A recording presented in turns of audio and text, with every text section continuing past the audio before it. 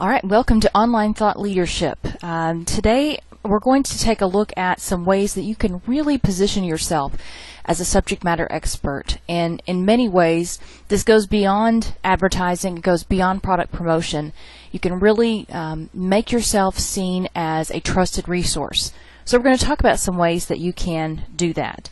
If you have an effective online content strategy, that can really drive some action. So, again, you can brand yourself as an expert and a trusted resource. So instead of thinking about how can we talk about our products and our brand, let's really exercise some thought leadership so that you can drive loyalty, drive trust, and therefore drive business. So what is thought leadership, and how do you do it? The first thing you have to do, and we've talked about this a few times, this is a common theme in the class, you have to put away your company hat, and you have to think like one of your buyer personas. Put yourself in their shoes. The content that you create needs to be a solution to these people's problems, and not really mention your product or your brand, your prices much at all, if any. For example, let's say you market car tires. Rather than just peddling your tires and talking about all the special deals that you have, you might write an ebook or shoot a video about how to drive in the snow safely, and then promote it on your site and offer it for free for other people to see. You're not selling tire services directly, but the idea is that people learn through your thought leadership content, and they start to build a relationship with you, and typically that will evolve into trust, and therefore when it's time for them to make that tire purchase, hopefully you're the first place that they actually think of and will go there and buy your product. So let's talk about some of the different forms of thought leadership content. There are several different types out there, and you need to think about which one would be most appropriate. Some of these may not lend themselves to being appropriate for your particular organization, but some of them could be really powerful tools that you could use. So white papers are the first ones we're going to start with. They basically argue a specific position or a solution to a problem. Sometimes they talk about some research that you've done. They're a little bit sort of like a research paper, a book report. They can really help people understand the whys of a situation. They can help introduce new technology, new products. It's not a product brochure. It doesn't use a lot of selling, advertising language. It's almost academic in its tone. They're usually free, might have a registration requirement, which is helpful for you because when people register, you then get all of their information. So you can see who's downloading it and get their permission to contact them if they're interested in getting more information about who you are and maybe what you have to offer.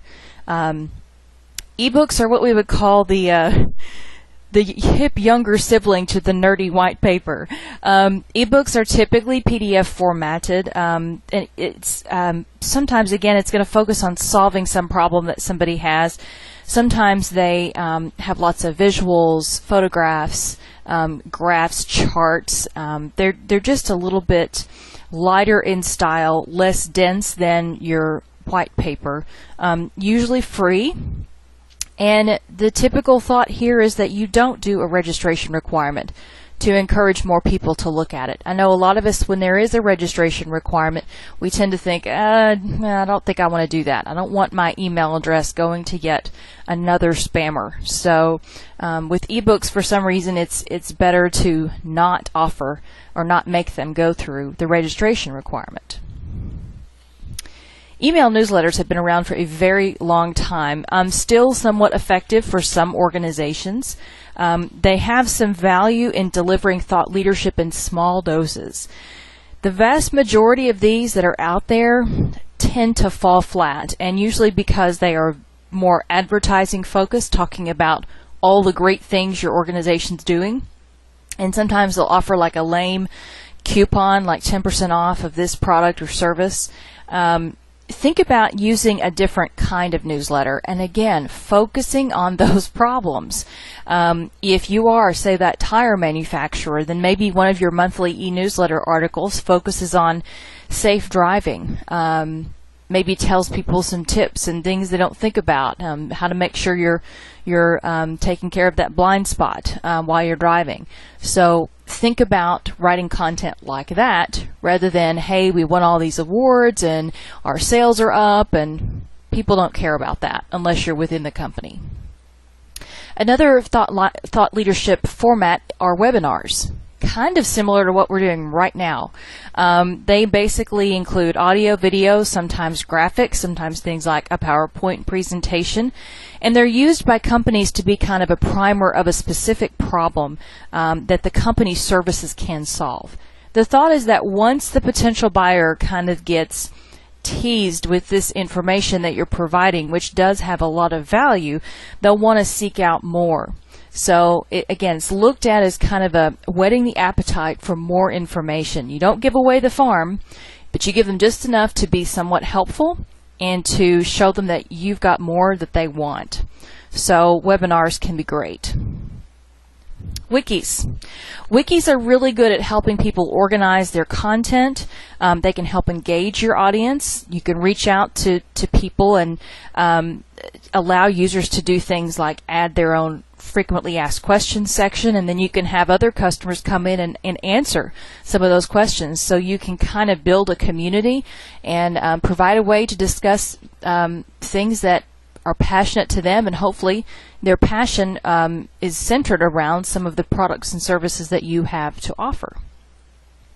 Research and survey reports, these are somewhat similar to the white papers, but if your organization does things like surveys and they collect that kind of data, if it's relevant and interesting to the consumer and it's in a very digestible format, they can really position you well as a subject matter expert, because you look at data, you have numbers to report, that looks legitimate. So make sure that they are valid, they're interesting, and they're statistically significant.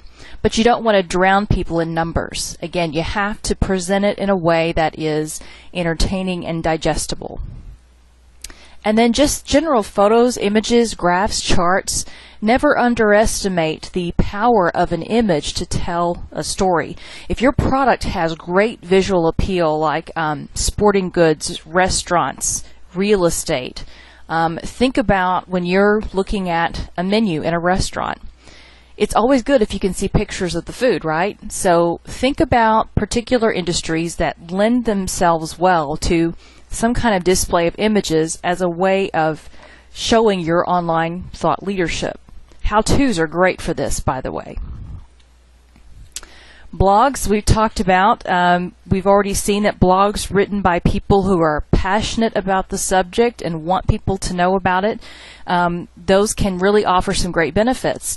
Writing a blog is considered probably the easiest and the simplest way to get your thought leadership ideas into the market.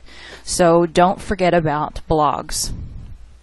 And then we have the audio and video area, things like podcasts, vodcasts. They all offer a powerful opportunity for you to demonstrate your thought leadership in a very sensory way. So think about doing things like interviews with interesting people, some roundtable discussions, maybe talking to some of your customers, author of books in your field. Think about just making sure that all of that is interesting and relevant to your consumer. Not just stuff you want to know, but what would they be interested in and what would be helpful to them. So with all of those techniques, these are some of the common considerations that you want to keep in mind that we've touched on. Again, don't start writing about your company and products and how great you are. Show that you and your organization are smart and worthy of doing business with. You want to define your organizational goals first. What are you wanting to do? Are you wanting to drive revenue, get people to donate money, get them to buy something? Figure that out first. Then decide if the content will be free, if you're going to offer a registration requirement. Free non-registration requirement might get you more attention, but you're not going to know who's looking at your stuff. On the flip side, the registration requirement might scare off a lot of people, so you might get a lower response rate. So you kind of have to decide and balance which one of those would be most appropriate for us. So again, think like a publisher by understanding your audience, thinking about the problems your buyer personas have and how you can solve them. You want to write for your audience, and by that, it's always better to be a storyteller than a preacher. So use examples, use stories, make it interesting. Choose some kind of attention-getting title and then write subtitles that say, okay, here's kind of what we're going to be talking about. Remember those principles of writing for social media. You want to grab their attention. People read really fast and they scan to decide in seconds if they want to keep going through your content. So you need to give them a reason to go through it. And then once you get your content out there, you need to promote it like crazy. Get partners to offer links. Try to maybe talk to and pitch some other reporters or bloggers that the content's out there and send them links so that they can get to it. So the web really offers an easy way for you to describe and tell people what it is that you are a subject matter expert in. Web content like this has the potential to influence thousands of buyers in ways that traditional marketing and PR just can't. So it says stop advertising, but what I really mean is stop advertising on social media. Advertising can still be a powerful adjunct to your whole marketing communications program, but just think about not advertising using social media. Really understanding your buyers and telling stories that connect with their problems. Done well, web content that delivers authentic thought leadership brands you as the one to do business with, and that's what you want. So let's do a couple of little practice rounds here so you can see how this plays out in action. So imagine that you are a caterer trying to get established in Jonesboro. What are some methods of online thought leadership that might work for you, and what are some topics or problems that you could cover? So some of the things I thought of right off the top of my head were maybe you could do some videos or webinars on party planning and how to go about planning a party. Maybe you could do a white paper on choosing appropriate menus for particular occasions. Maybe a blog on decorating or entertainment at events. Maybe you could highlight some venues that you've used with other clients in photographs or some kind of visual means. So those are some ways you can really establish yourself as, hey, I'm not just a caterer, but I can help you solve a whole host of problems besides just food. So let's say you're a new hospital and you're opening in a town that already has an established hospital. They have a well-known and recognized Facebook and Twitter presence. How can you utilize online thought leadership to compete? What format and topic ideas might you have here? You could do videos of doctors or nurses addressing certain kinds of health issues that may be prevalent in the community. Maybe the CEO could do a blog on topics like community events, health insurance issues. You want to make sure that you definitely differentiate yourself from your competitor. You don't just want to do what they're doing. So think about some other formats where you might be able to build a presence where they aren't existing right now. Maybe you could do a Pinterest boards that do things like really talk to the main, what we call gatekeeper in healthcare, which is the mom. The mom makes a lot of decisions when it comes to healthcare, so she would definitely be one of your target personas. So maybe you highlight the whole labor and delivery area by doing a Pinterest site with pins on things like really neat baby clothes, baby photographers in the community, things that women of childbearing age, who again are the main decision makers in healthcare, might find relevant or interesting. So those are just some of the ways you could approach online thought leadership. There's a couple more slides here where you can do some more practicing, so I would encourage you to do that and just try to brainstorm and see what ideas you can come up with. This one says you're a film studio that does small independent films. How can you utilize online thought leadership to be looked to as an expert in your area or industry? And then finally, you're a nonprofit organization that raises funds and awareness regarding diabetes. What could you do in the area of online thought leadership? And how will you promote your online thought leadership content? So really be thinking about this as you're developing your group projects. What are some ways that you can really establish your organization as a trusted subject matter expert? What are some of the formats? What are some of the topics? This might be a really good add-in for a lot of your projects. So there we are, online thought leadership.